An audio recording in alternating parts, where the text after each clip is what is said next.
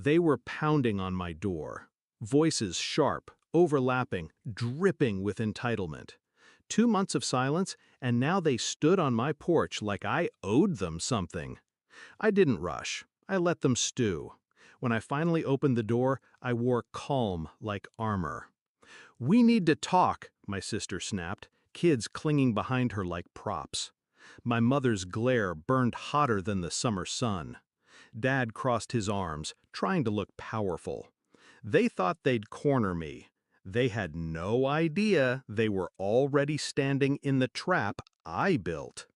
I used to love them, used to bend, stretch, shrink myself to fit into the shape they demanded. Family vacations? Always on their terms. Restaurants? Their choice. Birthdays, holidays, milestones? It was always about my sister and her kids. "Be flexible," Mom would say. "Your sister has more on her plate," Dad would add, and I'd swallow it every single time.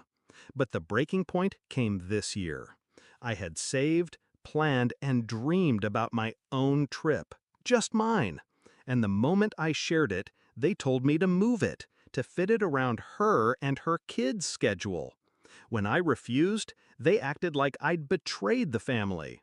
The attacks came fast, snide comments in the group chat, cold calls laced with guilt, accusations whispered, then shouted, selfish, ungrateful, jealous.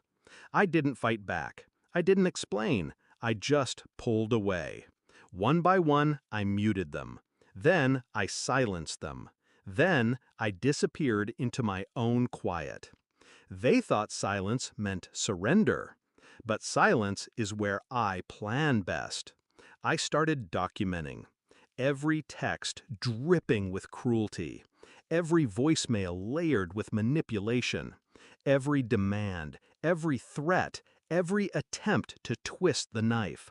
I kept receipts, screenshots, backups. Not for me. For the day I'd hand them back, sharpened into weapons. At the same time, I built distance, blocked them from my finances, shifted my will, changed locks, cleaned out any trace of their reach into my life. Step by step, I carved myself free. Step by step, I built a cage around them. And now, here they were, screaming at my door. I invited them in, calm, steady. They mistook my quiet for weakness, like always. "2 months you ignore us," Mom spat. "We're family," Dad barked. My sister's voice shook with venom. "You think you're better than us, planning trips like you're important?" I let them spill every insult, every accusation, filling the room with the poison they carried. Then I set my phone on the table, recording, red light blinking. "Done?" I asked. I slid a folder across the table, printed screenshots, transcripts of voicemails, copies of their words in black and white. Mom grabbed the pages, skimmed, paled. Dad's jaw clenched. My sister stammered. This isn't—" "It's exactly what you said," I cut in. My voice didn't rise. It sliced. "You've called me selfish, useless. You've tried to guilt me, shame me, break me. You wanted me silent? Congratulations. I was silent long enough to collect everything I need."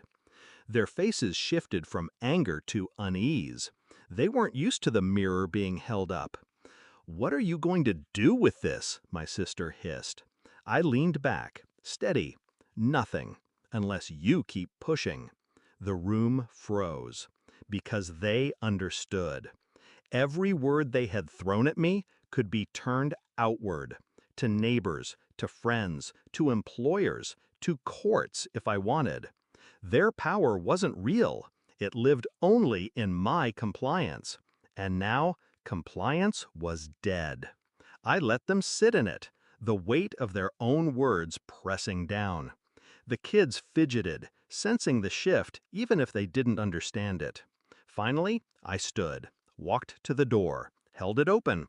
"This is my boundary," I said. "Respect it or choke on it." They left in silence, dragging their outrage with them. For the first time, their noise couldn't touch me. It's been weeks since that night. No calls, no messages, just quiet. Sometimes I wonder if they're plotting another strike, if their resentment festers in private. But I don't fear it anymore. I've seen the truth. They need me more than I'll ever need them. Their power was always borrowed from my obedience, my silence, my hunger for their approval. I took that back. And when they came to break me one last time, I handed them the reflection of what they'd become. They couldn't argue with it. They couldn't twist it. They could only leave. Family taught me silence.